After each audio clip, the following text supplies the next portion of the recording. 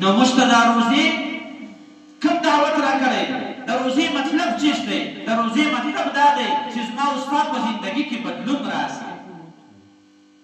زما استاد پاته 11 میاشتې هم دا رقم ته تېرې شي لکه څنګه چې روزه تېره شي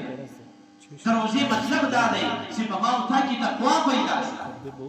ګوره تاسو په روزه کې وګورئ بالکل الله تعالی سره بیریدو هغه خوف زما استاد په زړه کې و نو الله تعالی موږ تاسو ته دغه تعلیم راکوي لکه څنګه چې په روزه کې له ما څخه بیریدې دغه پاته 11 میاشتې به هم داسې تېرې نو شیطان نن له موږ تاسو سره بیا مقابله روانې ده موږ به کوشش کوو چې په دغه مقابله کې دویم وارې بیا کامیاب او په روایاتو کې راځي چې په دغه ورځ باندې الله تعالی پر امت محمدي ته نور عجیبه انعامونه هم ورکړي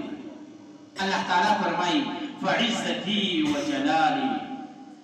بیا الله تعالی قسم کوي چې زما دې په خپل عزت باندې قسم وي زما دې په خپل جلال باندې قسم وي